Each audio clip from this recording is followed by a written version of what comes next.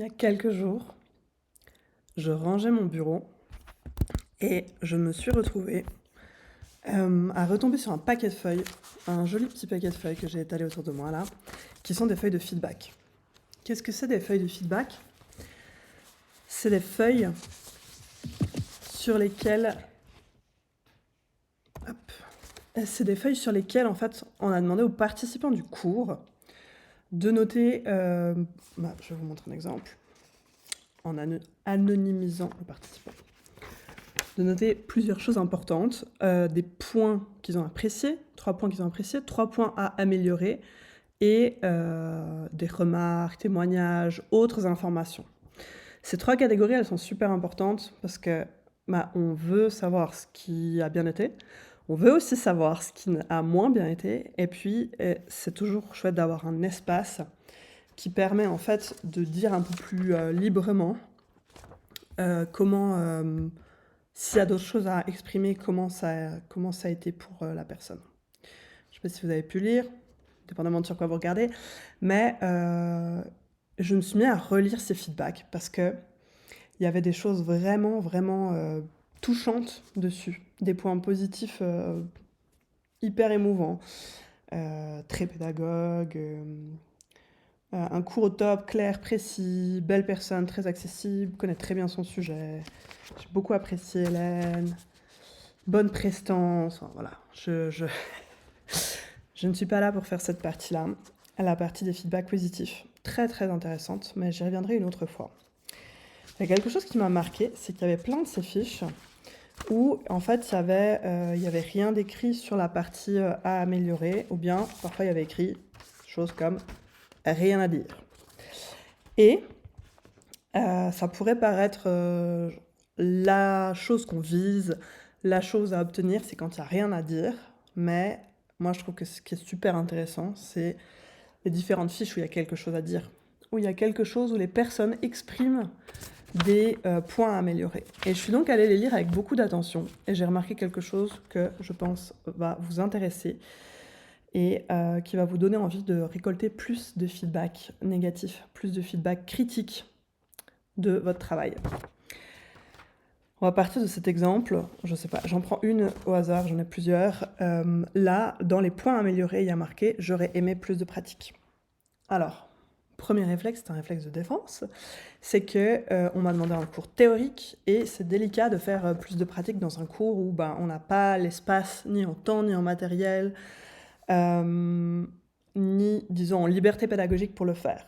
Pourtant, ce feedback est extrêmement intéressant parce que plus de pratique, c'est une façon de dire j'ai envie de savoir comment appliquer les choses. Alors c'est peut-être aussi une façon de dire j'aurais eu envie d'être à l'extérieur et de pratiquer, mais les différents cours que j'avais donnés étaient difficilement applicables. Il y avait un cours sur la gestion des animaux et la détention des animaux. Vous vous rendez bien compte qu'en une demi-journée, c'est délicat à appliquer. Il y avait un cours sur les arbres. Bon, là, on aurait pu faire des choses en pratique. Et puis, il y avait des cours un peu généraux sur les techniques de design, sur les éthiques de la permaculture. Oui, c'était un cours de permaculture. Et ce genre de choses. Moi, ce que je lis dans J'aurais aimé plus de pratique, une fois que je me suis défendue intérieurement contre le fait que j'étais pas là pour ça, c'est je veux des clés d'application. Et ça, c'est un feedback que je peux garder et que je peux utiliser et appliquer. Plus de pratique, c'est un désir de surface et au fond, il y a un besoin de se sentir capable d'agir. Peut-être que c'est pas un besoin que je vais pouvoir résoudre pendant le cours, si je reproduis ce cours, si je redonne la même chose. Mais c'est un besoin que je peux adresser en disant maintenant que vous avez vu ça, comment vous allez faire pour mettre en place, pour faire. Et puis peut-être que je peux même laisser les personnes chercher elles-mêmes ce dont elles ont besoin pour appliquer. Donc je prends la remarque telle qu'exprimée et je regarde comment je peux faire mieux. Alors là, le cours, je ne sais plus si je vous l'ai dit, je l'ai donné en août 2021, soit il y a un bon petit moment. Je vous rassure, je n'ai pas mes papiers de 2021 qui sont encore sur le bureau. J'avais tout simplement sorti ce paquet de feuilles parce qu'une personne m'avait demandé une fiche de ce type. Et donc, je les avais ressortis de mes dossiers, puis laissés sortis et pas rangés immédiatement. Donc, 2021, c'est un petit peu loin pour recontacter la personne et lui proposer des pistes, mais c'est aussi quelque chose qui peut se faire. Après une séance, après un échange, après un événement, après quoi que ce soit où vous récoltez du feedback, si le feedback révèle un manque, c'est une information pour la prochaine occurrence de l'événement. Mais c'est aussi une information qui peut être apportée directement à la personne, surtout dans le cas là où elle a laissé son nom, pour pouvoir l'aider à, en fait, compléter son expérience. Il y a aussi un autre feedback contre lequel je pense que je me serais défendue un moment. Où est-ce qu'il est? Trop court. C'est trop court. Alors là, typiquement, c'est pas moi qui ai calibré le cours. On m'a donné une demi-journée, c'est trop court une demi-journée, je suis désolée Roxane, je peux rien faire. C'est ma première... c'est probablement mon premier réflexe, mais ce qui est vraiment intéressant, c'est d'aller plus loin, de traverser la chose nettement plus loin. Pourquoi? Parce que c'est pas trop court. Ça paraît trop court. Là, il y a plusieurs choses que je peux faire. La première que je ferais si j'étais pas aussi loin du moment du cours, c'est en fait essayer d'aller creuser ce qu'il y a derrière ce trop court. Est-ce que c'était trop dense? Est-ce qu'il y avait trop d'informations à la fois? Et du coup, c'est un peu envahissant et on ne sait pas comment s'en sortir avec. Est-ce que, au contraire, il n'y a pas eu assez d'informations? Cette impression de trop court, c'est ah, ben, on a vu que ça et c'était déjà fini. Voir dans quel sens ce que ça exprime et dans quel sens se dirige ce trop court, en fait. Et en même temps, parce que souvent la solution n'est pas de rallonger le temps. Ça peut en être une. C'en est une qu'on peut employer selon le type d'événement sur lequel on reçoit des feedbacks. Ça peut être, en fait, je vais rallonger mon accompagnement parce que c'était trop court. Pourquoi pas? Mais là, dans le cadre très structuré où j'étais, on m'a donné et payé une demi-journée. J'ai une demi-journée pour intervenir. Les participants ont une demi-journée sur place. Je ne peux rien faire pour le temps physique. Je peux faire pour la sensation, le ressenti du temps. Je peux peut-être améliorer, alléger la façon dont j'enseigne. Je peux peut-être donner des ressources supplémentaires pour compléter. Je sais pas. Il faudrait que j'en sache plus. Mais il y a vraiment des façons de faire que quand ça paraît trop court, ça ne le paraisse plus. Sachant qu'évidemment, pardon, je comptais le dire à la fin, mais je vais le dire maintenant, c'est clair que tous ces feedbacks, les personnes qui s'expriment gagnent, mais ça ne veut pas dire que les autres n'ont rien pensé de pertinent à ce sujet, et peut-être qu'elles n'ont pas pensé à le mentionner, mais que pour elles, le cours n'était pas trop court et que justement son rythme ou sa durée était parfaite. Ce qui veut dire qu'il ne faut pas non plus accorder trop de poids au feedback exprimé. Je les prends comme des perles que je peux me permettre de développer et autour desquelles, dans la fabrication de la perle carrément, autour desquelles on peut rajouter des couches pour arriver à quelque chose de satisfaisant. Je vais prendre un autre feedback pour montrer ce qu'on peut en faire. Là, par exemple, il y a un feedback que je vais littéralement refuser. Je ne sais pas si le terme refuser un feedback est adéquat, mais cette personne, qui me dit que j'ai une personnalité très attachante, c'est toujours touchant, me dit dans les points à améliorer, plus de support visuel, entre parenthèses, vidéo.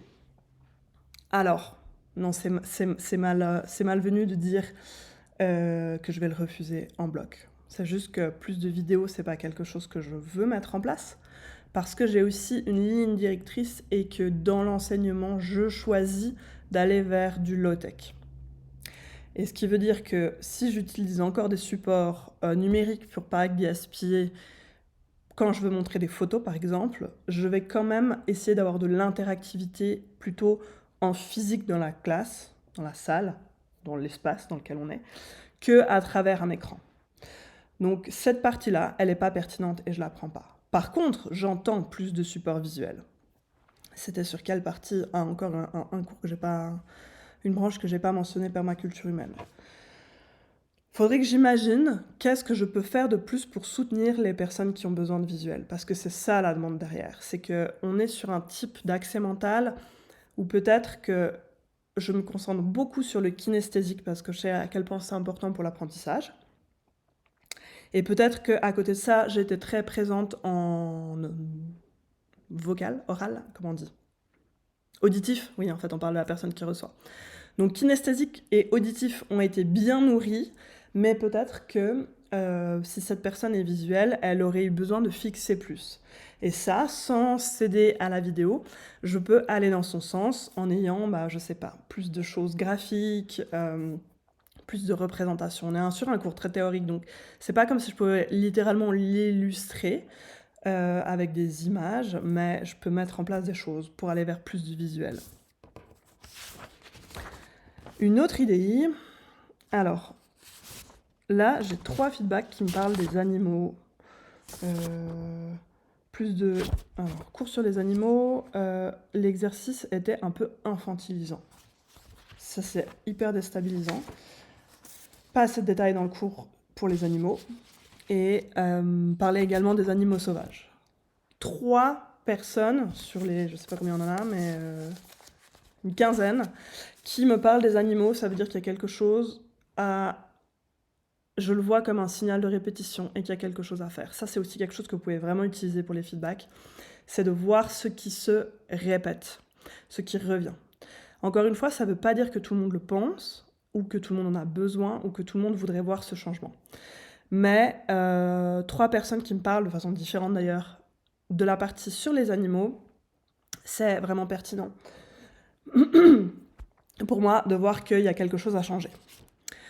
Alors, la personne qui dit l'exercice en groupe un peu infantilisant, ça, c'est le genre de remarque qui veut vraiment beaucoup dire sur la personne qui laisse le feedback, plus que probablement sur votre cours. Surtout s'il n'était pas infantilisant. C'était absolument pas mon intention et beaucoup de personnes ont apprécié cet exercice. Par contre, je trouve intéressant de creuser. Qu'est-ce qu'elle a voulu dire par là ? C'était vraiment un exercice en groupe où je leur demandais de faire des recherches personnelles sur les fonctions des animaux.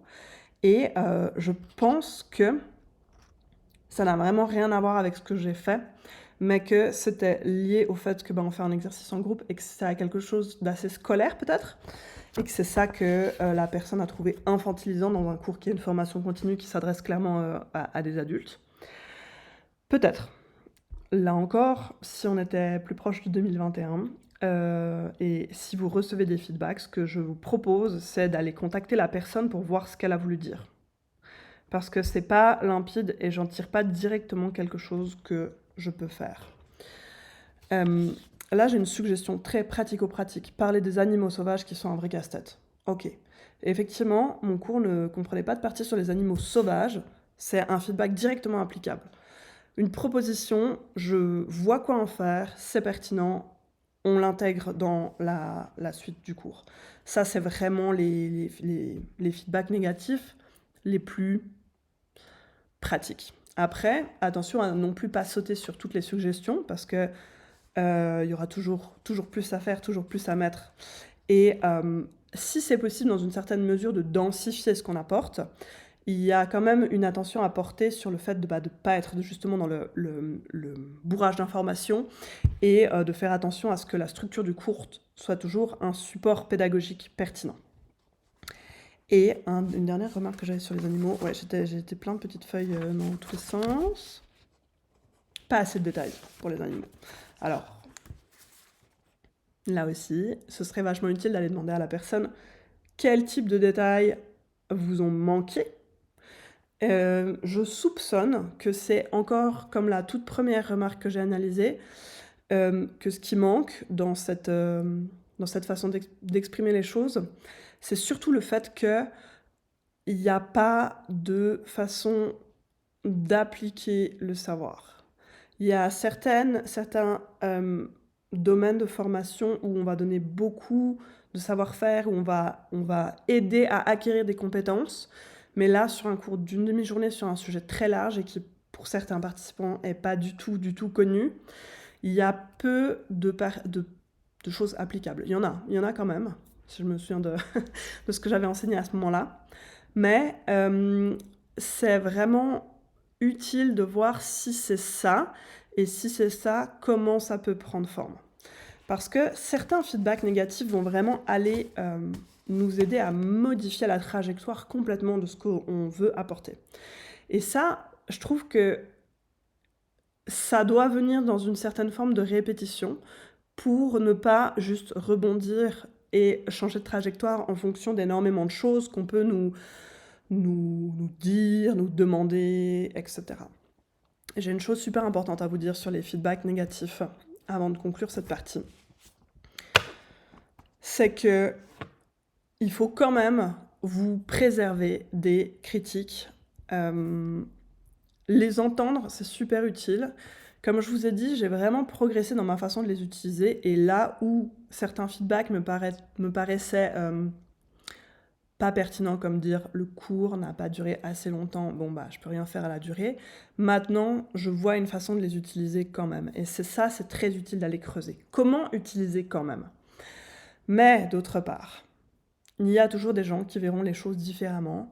Ce n'est pas possible de satisfaire tout le monde. Le but est de satisfaire beaucoup de personnes et surtout les personnes qui sont au cœur de la cible du service, de la formation, du cours, etc. Et de là, il y a une anecdote qui m'avait beaucoup marquée et beaucoup soulagée. Il y a assez longtemps, encore plus longtemps que 2021, j'avais donné une formation continue à des agriculteurs et des agricultrices.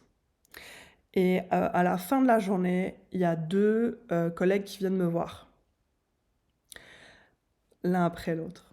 Il y en a un qui me dit « Hélène, j'ai adoré ta partie théorique, t'es hyper solide, mais par contre, dans la phase de questions-réponses, j'ai trouvé que t'étais un peu plus confuse. Faudrait peut-être voir comment t'affirmer et prendre ta place parce que t'es pas à l'aise avec ça. » Je note. Ok, top la partie théorique, partie questions-réponses, bof. Je note les détails. Et 2 minutes après, il y a un autre collègue qui vient voir et qui me dit bah merci, c'était super, j'ai adoré ta gestion des questions-réponses. T'as vraiment surbondi, repartir dans toutes les directions où les gens t'amenaient. On voyait que là, t'étais super, super à l'aise avec la connaissance de ton sujet. La partie théorique, par contre, j'ai trouvé que c'était pas assez poussé et que t'aurais pu nous faire quelque chose de mieux. Et j'ai trouvé génial, et j'ai eu énormément de gratitude pour ces personnes, parce que, en fait, elles n'ont pas vécu la même chose. Et c'est super de le savoir, parce que peut-être qu'il n'y a aucun problème ni avec la partie théorique, ni avec la partie questions-réponses de mon cours. Mais surtout, les deux peuvent évoluer, et il ne faut pas se fixer sur ce qu'un humain nous dit pour changer la direction de ce qu'on fait. Surtout dans cette formation continue-là où il y avait 70 personnes dans la salle. J'en ai 2 qui me disent ça et je me dis, ok, tout le monde a vécu des choses différentes. Maintenant, qu'est-ce que moi je sens que je peux faire évoluer? Et c'est dans les détails. C'est dans les détails qu'on va trouver des choses intéressantes et des choses qui nous aident.